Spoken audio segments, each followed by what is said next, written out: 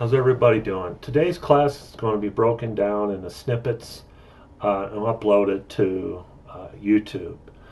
I'd like to go ahead and bring out the highlights overall for the class today, and each of these bullets is a snippet for a YouTube video. So talk about the transition, the cattle and sheep industry in the later part of the 19th century, and within that transition you'll see further evolution of the dryland farming on skirts, I would say, of Arkansas Valley. Um, of course, with both of those aspects, the cattle and the sheep industry transition and evolution of dryland farming, of course, is changes on the use of the water from that livestock to cash crop.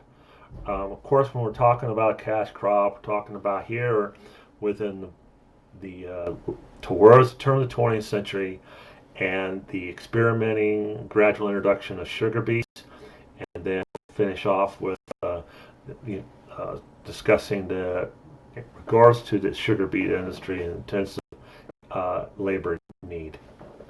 So this first part, of course, then is within the sheep and cattle industry transition was evolution of dryland farming. Now, I asked last week anybody who what was dryland farming.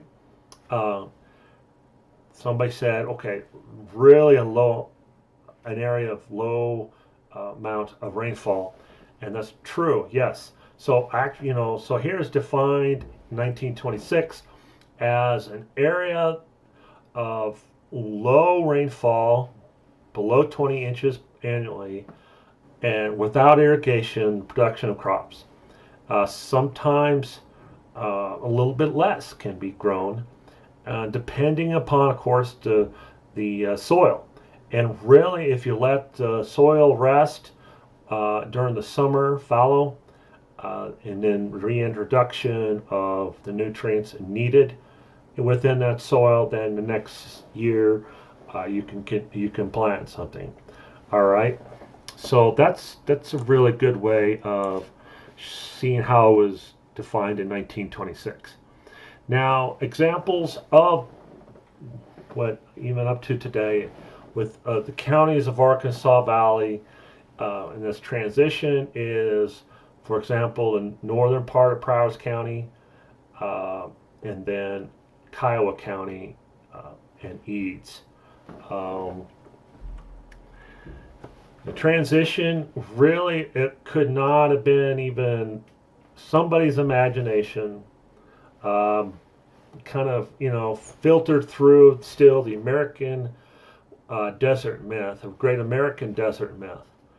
As you recall, that when settlers came through, the concept was, well, this land at the time, as we get here, is not really built for the ability to grow anything, as they heard from early explorers of the 19th century, and as they were coming through a particular time of the year, like late summer, early fall, where it was the dry season. Okay, but also because of the continued monopoly on the land from the cattle and sheep industry, and the way the information was getting out to say, hey, no, we're the ones that own this land, and it's just used for the cattle.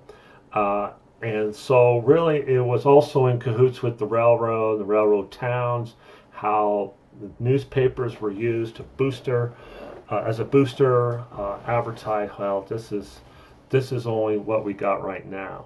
Of course, it became to a point to where within uh, later on, as we'll see, about the education and perhaps something we can do differently. And as the myth of the Great American Desert slowly went away, and more facts came out as far as those who just stayed around longer than a few days or a few weeks, and next season we'll say, well, okay, maybe we can do something. Of course, it really just came about with cost at the time, and like, for example, the canals and ditches that were drawn out from the Arkansas River were used for that cattle for stock water.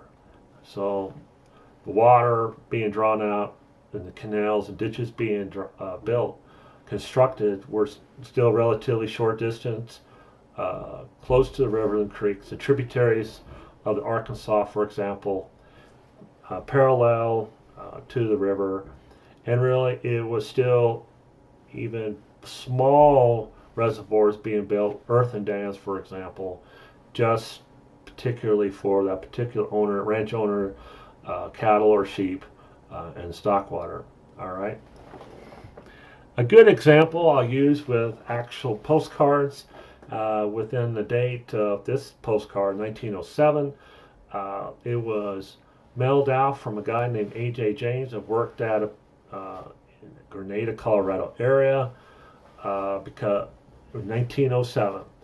And here's a picture of, not particularly probably with in that area of Grenada, I'm not sure. It was colored, as you can see, the black and white photo. And A.J. James, see, Grenada, Colorado. I'll read off real quick. How are all? I am not very well. I have got the blows. Now I am going to the Lamar Fair. Ha ha. And so Lamar Fair, Lamar was the county seat, Broward County.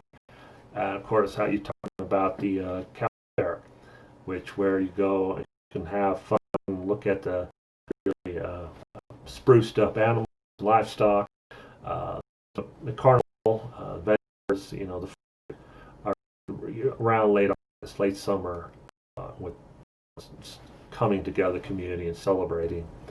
Another postcard, actually, he sent out also to his relatives in Ohio in 1907.